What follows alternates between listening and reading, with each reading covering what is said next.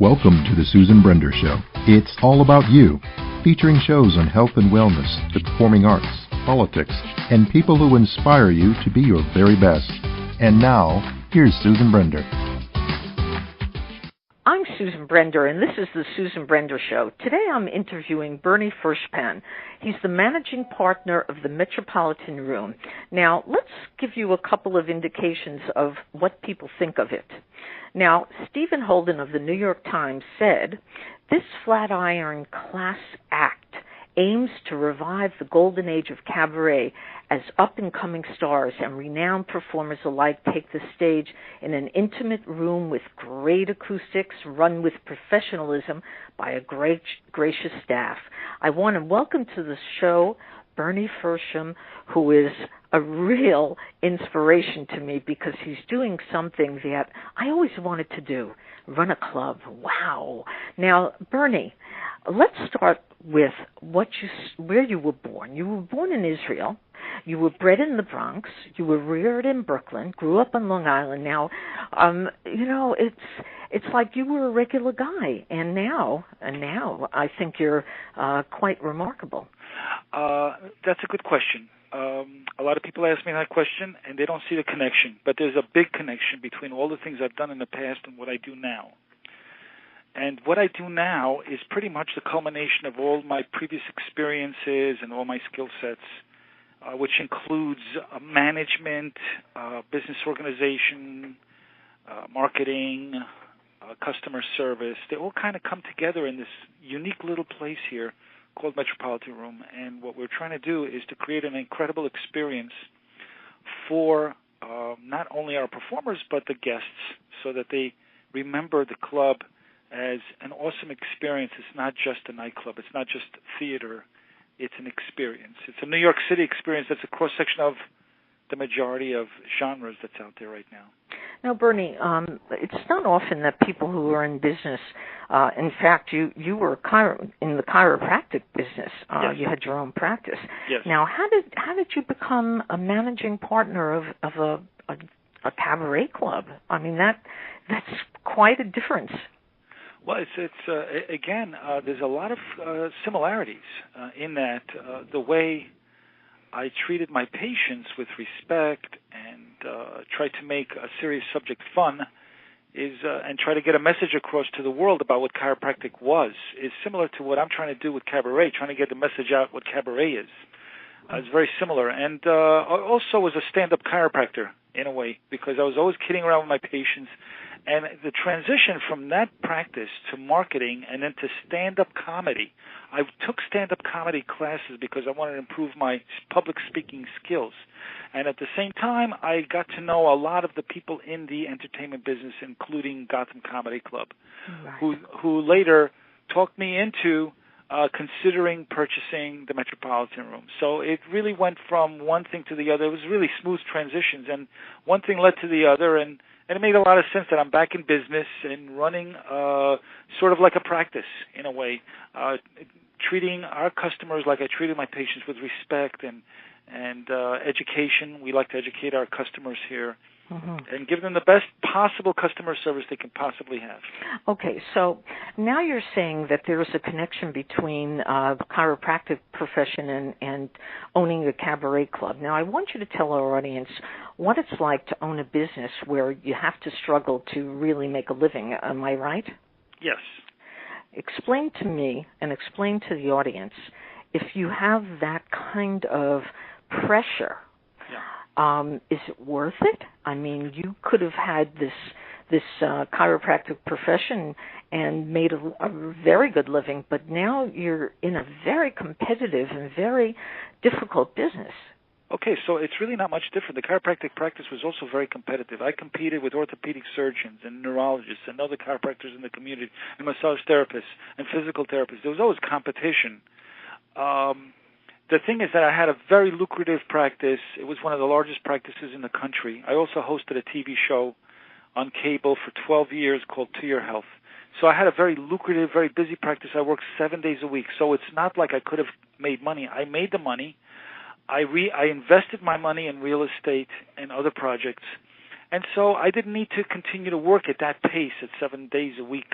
Mm-hmm. And I slowly transitioned myself out into doing things that I wanted to do in addition to chiropractic. I wanted to do some public speaking, writing a book, and doing some stand-up comedy, which I was really enjoying.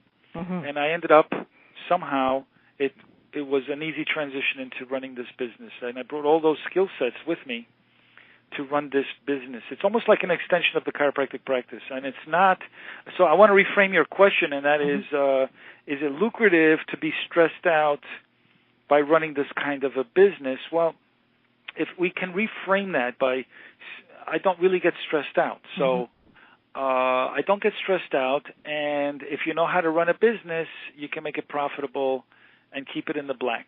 And that's what we've done with this business. Now, yeah. Go ahead. Finish the sentence. Yeah. So it's not that it's a lucrative business, but it's not my only source of income.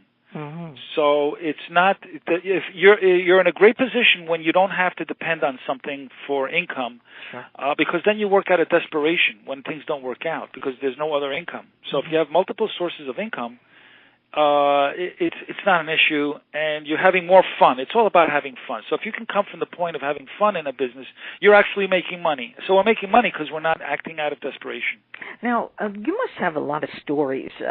Being in the cabaret metropolitan room business, if you will, there must be some very unusual or very fun stories. So if you could think of some of the fun stories, I'd like you to tell our audience about it. Sure.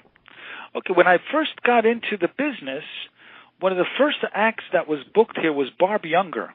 Now, Barb Younger, and I was relatively new in here, learning the ropes and getting to know everybody. And Barb Younger had serious back pain before her show, her opening night. Mm-hmm. She actually couldn't stand on stage. She was in so much pain. Wow. And here I am, a chiropractor coming into the business. My first instinctive reaction was to tell Barbara, hey, Barbara, I'm a chiropractor. And she goes, you're a what? No, you own this club here. What do you mean I'm actually a chiropractor. Let me fix this problem. I fixed the problem. It's amazing. She jumped on the stage, and she had no pain. It's a true story. Oh, wow. And it worked. And I was happy actually at that moment because I forgot about my original career profession, and I was happy that I was actually able to use it when it was necessary. So we have an in-house chiropractor at the Metropolitan Room. That actually is very funny. Now, I know that you've had some of the wonders, one of the greats, or many of the greats on your stage. Could you tell us some of the people who you really thought were amazing and you want to have them back over and over? Absolutely. We do have a lot of greats, and you've mentioned them, and you didn't mention them by name, but you mentioned the fact that we do have some great and celebrities. And what I like to do, I'm a nostalgic kind of a guy. I like to bring back the greats from yesteryears. We've had Larry Storch here, and we asked him to come back. We've had Ed Asner, and we've asked him to come back. We have, of course, our regular semi-annual run with Marilyn May. She does also, a lengthy run after New Year's.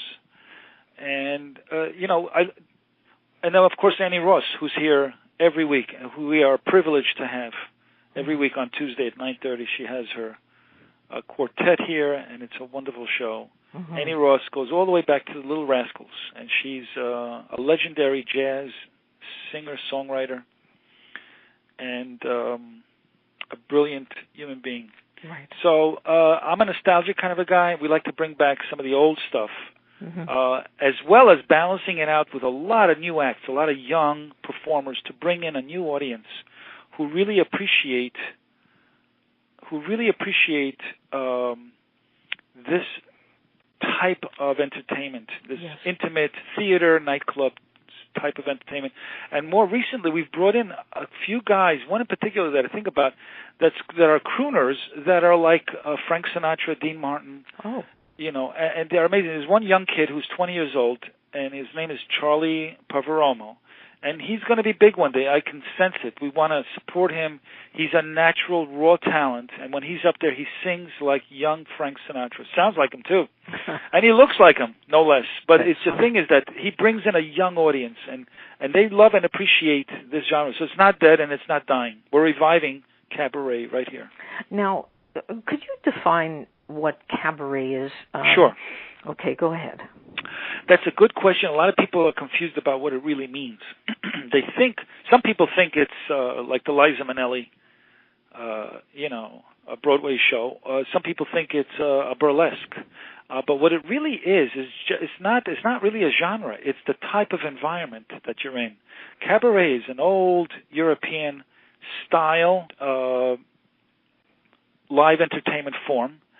It's an art form, but it's also regarding the type of environment it is, and the environment is this. It's a cross between. It's like a marriage of a nightclub setting and a theater. Now it looks like a nightclub, but it's actually a theater.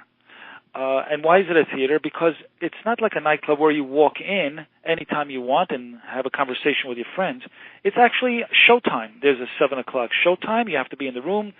The doors close, and you're in the room. The show starts, and it ends at a certain time. So there's a beginning and an end of a show. So that's what makes it a cabaret. So it's really a mix.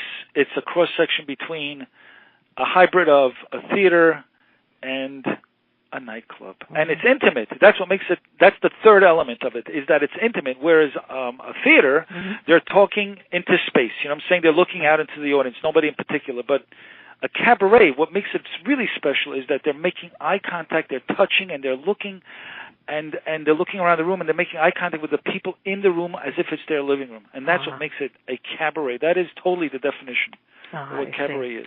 Now, you just mentioned that you have a 20-year-old who is an up-and-coming star. Now, yes. I know that the music today is all about rap. It's about hip-hop. It's about all this hard rock. And so how do you get young people to appreciate cabaret? Right. So not all of it is hip-hop and hard rock. A lot of young people in the New York City area come into New York City because they want to be in entertainment. They want to be on Broadway. They want to be singers. We have thousands and thousands of young people in New York City alone who are interested in live entertainment, and that includes all forms of entertainment. So it's not the only thing that they listen to, which is rap. They listen to a wide variety. And you'd be surprised. My own kids know a lot of the oldies. And I mentioned oldies names, and they know who they are. They've heard them. They even can recite the lyrics. So you'd be surprised how much they really appreciate some of the old stuff, which is, simple and clean and fun. Mm-hmm. Yeah. Now, it's an interesting thing that a lot of cabaret songs and the songs of yesterday are like poetry. And, as I sat in your Metropolitan Room, I looked all around and I said to myself, wouldn't it be interesting if somebody was on the stage doing poetry? Because poetry, music and poetry sort of have a connection. Am I giving you an idea? Yeah, actually, we've had what we call, the spoken word. We've had poetry open mics here, which we were just recently talking about bringing back. We had one young girl who was running it, and she was fabulous. And it was really interesting watching. And she moved out of town. Mm-hmm. She went to college, to a different college. She was a college student. And we're thinking about bringing it back because it was really entertaining, very interesting. Mm-hmm. Now, is there something that you think the audience ought to know about the Metropolitan Room that kind of sets it apart from other clubs? Yes. What sets it apart, what sets the Metropolitan Room apart from other clubs, is something that we've been recognized for, and that is the overall experience that a person has when they walk in here, from Zaghead to Google, all the stars that we get, the 5 bubbles from a TripAdvisor and Yahoo, and all the compliments we get from clientele on a daily basis, whether it's written or verbal. They're pleased with the entire experience. And what sets this apart from the other clubs is that I tell the performers that wherever you're performing, make sure you understand how the venue operates, because it's like a restaurant. You may have a great chef in a restaurant, and you may go there because you heard about the chef, but if the service is lousy, if they spill the soup on your lap, if it's dirty, if the bathrooms are disgusting, you're not going to go back there no matter how good the chef was. So no matter how good the performer is, if the place doesn't meet with the performer, the quality of the performer is not congruent with the quality of the performer, then it's not a great experience. It has to be a complete experience for the customer, because people work hard. They work hard. They shell out some dollars at the end of the week or during the week, and they want to be able to justify that expenditure, that it was worth working those hours and sweating those hours so they can just relax and be passive and be treated like royalty. And that's our theory, and that's our practical approach here at the Metropolitan Room. Mm-hmm. Now, there are many clubs in New York, no question about it, but it seems that there are fewer clubs than there were before. Is that true? I don't know what it was like before. I've heard of clubs that don't exist anymore, but there are new clubs too. But I don't think that there are many clubs that are like Metropolitan Room. So if we're going to be specific into the types of clubs, a lot of people confuse nightclubs with like a young nightclub where people go dancing. Mm-hmm. It's a different kind of a club. It's really a cabaret. I think the correct word is cabaret, but not to be confused with burlesque or anything else. A cabaret is a European concept, as I explained, those three elements, and there's only a handful of cabaret spaces. However, some people compare us with, let's say, 54 Below or the Carlisle, but those are supper clubs. Mm-hmm. They may have cabaret-type shows there, but in actuality, they're supper clubs where you go have dinner, and then there's a show. Over here, it's not like you have dinner, and then there's a show. You order appetizers and drinks during the show. So that's what makes this a very unique, authentic, and original style cabaret. Mm-hmm. Now, the music is probably for everybody around the world. I mean, yes. People just love cabaret. Now, do you get quite a few people from abroad? Do they know about the Metropolitan Room? Yes, they do. I am so happy to say that they do. First of all, we do live streaming on Concert Window, number one. Number two, we did a 60-hour, I don't know if you're familiar with this, but we did a 60-hour marathon, which was a Guinness World Record. Oh. 2 years ago, right after New Year's, and we had about 10,000 people at any given moment watching it live from around the world. So people do know about the club, and more people, tourists, I should say, find this to be a destination. Now, stop for a minute. This is a fascinating thing. You actually had people around the world watching this 24-hour event? 60 hours, yes. 60-hour event. We had 350 performers. Wow. Scheduled, each doing 10 minutes, straight run, nonstop, world record. We had it documented. We had people officiating the event, to authenticate the details. And it was quite the experience. And so now we do a traditional 24-hour marathon at the end of after every New Year, just for the fun of it. And we do, presented, through video streaming live, and people watch it. But the thing is that yes, we're getting a lot more tourists than ever before. And what's even more exciting, TripAdvisor is putting packages online that I happen to see online. Mm-hmm. They're saying, come back to New York and go to Metropolitan Room, and here are the hotels around it. I didn't ask them to do that, but they're doing it on their own, obviously because of feedback that they're getting from their clientele. You are a very lucky man, you know that. I am, very lucky. Yes. Now, I met your wife, and is she involved as you are in the club? Because she seemed to be so happy and so excited. It's so funny that I was just going to bring her up. Yes, because you used the word lucky, yes. I'm lucky for many reasons. Number one, I have a great staff. I have Joseph Macchia, who's my main manager here and my booking manager and host manager. He's a wonderful guy. And he's pointing a gun at me to make sure that I bring his name up. He's loved by so many people, and he does wonderful things for the community, and he runs a benefit for young kids with AIDS. He's just a good human being, but loved by so many, and does a wonderful job with booking the club here. And then my wife, now let's get to my wife here, okay. Joanne. as a result of owning this club here, I met Joanne. If it wasn't for this club, that makes it all worthwhile. That makes the whole thing worthwhile, and I don't mind all of the work and the efforts and whatever we have to go through because I met my Joanne, my soulmate. So it was meant to be for me to buy the club so that I could meet Joanne and be surrounded by wonderful human beings. Yeah. But she's very helpful, and she runs the human resource department, and she runs the food department, and she's turned the food department into an incredible department. One would think that we have a huge kitchen here based on the menu and the way the food is presented or plated. One would think that we have a huge kitchen here, an incredible kitchen, but it's really done in a very small area. And we do things right. We have a great staff and food handling staff who have their act together, and we get the food to people right away as quickly as possible. And this is all done during the show. And let me add to that we have an incredible server staff who are like stealth fighters. They go in, you don't even know that they're there.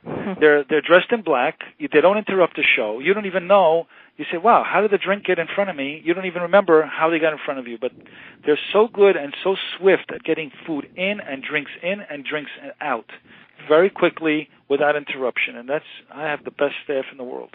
Yeah. Well, I always like to give my guests the last word. So, Bernie, what do you think is the most important thing that you want to pay attention to? And tell our audience about what sort of turns you on. How about that? What turns me on about this business? Yes. Wow.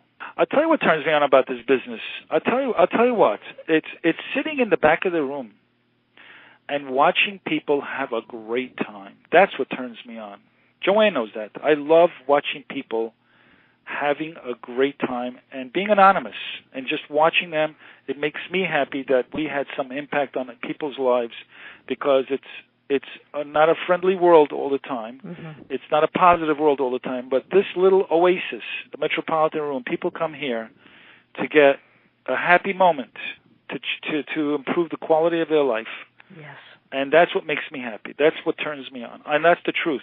And I always tell Joanne on our way home, doesn't that feel so good just to be there and just to see all of this? It's just wonderful. It really is. Well, my guest today has been Bernie Furspan. And Bernie Furspan is the managing partner of the Metropolitan Room. And in 2014, Zagat said the best of New York small clubs. And Stephen Holden, also from the New York Times, had a lot to say that was very positive about the club. So I want to thank Bernie Furspan for being on the Susan Brender Show. Now, Bernie, give us a little information, our audience. Where are you located? How do they find you? Is there some way that they can get some information from you? How do they do First that? of all, absolutely. All that information is located on our website. That's metropolitanroom.com. That's room as in bedroom. metropolitanroom.com. And if they go to the About page, they can find all forms of transportation that bring them to here, from the trains and buses. And we're literally located right on the corner, near the corner of, a major hub of trains that come from uptown and downtown. So it's easy access. We have a parking garage right across the street. And all of our shows are listed on our calendar months in advance, all the way till the end of the year. They can see shows listed. So they can just scroll through it on the calendar section of the metropolitanroom.com website. We also have a Facebook and Twitter. They can also check on that. Okay. Well, Bernie Furspan, you've been an interesting guest, and I hope to be at the Metropolitan Room very soon. So I want to thank you for being on my show. My pleasure. It was a pleasure, and it was a pleasure meeting you and working with you. Thank you. My pleasure. Thank you for listening to The Susan Brender Show. To be a guest, email sebrender@yahoo.com.